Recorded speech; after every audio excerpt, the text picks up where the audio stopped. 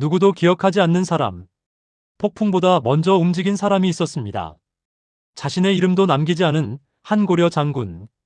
그는 공식적으로는 원나라의 지휘관이었지만 실제로는 일본을 살린 정체불명의 제보자였습니다. 아무도 기록하지 않았고 누구도 기억하지 않는 이 사람의 선택이 결국 일본을 구하고 고려의 운명을 뒤바꿉니다. 오늘 그 침묵의 동맹을 파헤칩니다.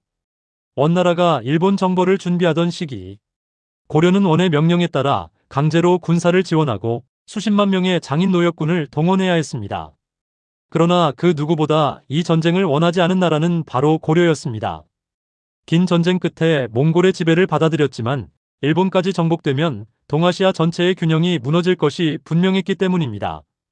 그때 고려 조정은 한 장군에게 조용히 임무를 내립니다. 전쟁을 막아라. 방법은 묻지 않겠다. 그 장군의 이름은 기록에 남지 않았습니다.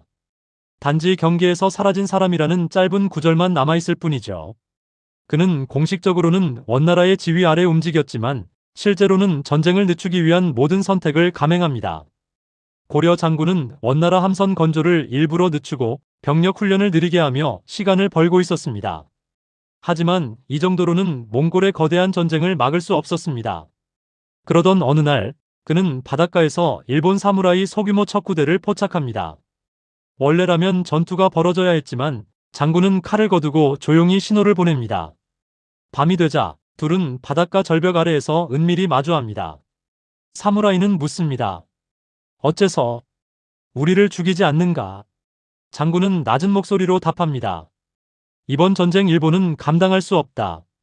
하지만 고려도 이 전쟁에 동참하고 싶지 않다.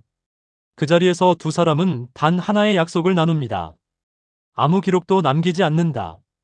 이름도 나라의 표식도 드러내지 않는다. 단지 서로를 지켜낸다. 그날 이후 장군은 원나라의 이동 경로, 전략, 함대 규모를 암호화된 방식으로 일본에 흘려보냅니다. 이것이 훗날 일본 측 자료에 등장하는 정체불명의 제보자입니다. 1274년과 1281년 원고려 연합군은 결국 일본으로 향했습니다. 하지만 일본은 이미 모든 준비를 마치고 있었습니다. 왜일까요? 일본은 몽골의 공격 경로, 병력수, 상륙 시점까지 정확히 알고 있었습니다.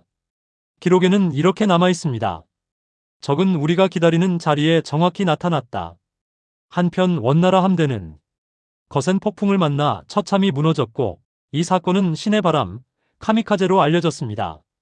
하지만 일본 내부 문서 몇 곳에는 이런 문장이 적혀 있습니다. 바람보다 먼저 바다에서 온 한 사람의 경고가 있었다. 그는 우리에게 이름을 밝히지 않았다. 그가 누구였는지 일본은 끝내 알지 못했습니다. 전쟁이 끝나고 원나라가 약해지자 고려는 천천히 독립의 기회를 잡기 시작했습니다. 역사가들은 말합니다. 일본이 살아남았기에 고려도 살아남을 수 있었다. 하지만 일본도 고려도 그 누구도 그 장군의 이름을 기록하지 않았습니다. 그는 그저 사라졌습니다. 나라를 위해서였지만, 누군가를 살리기 위해서였지만 그것을 자랑할 수도 밝힐 수도 없었습니다. 그저 침묵의 동맹만이 두 나라 바다 사이에서 조용히 이어졌을 뿐입니다. 오늘 우리가 알고 있는 신의 바람 뒤에는 사실 바람보다 먼저 움직인 이름 없는 한 고려 장군의 선택이 있었는지도 모릅니다. 역사는 그의 이름을 남기지 않았습니다. 하지만 한 사람을 지키고 한 시대를 지탱한 마음만은 천년이 지나도 사라지지 않습니다. 오늘도 보이지 않는 자리에서 누군가를 위해 조용히 싸우고 있는 모든 이름 없는 장군들에게 이 이야기를 바칩니다. 영상이 마음에 와 닿았다면 구독과 좋아요는 큰 힘이 됩니다.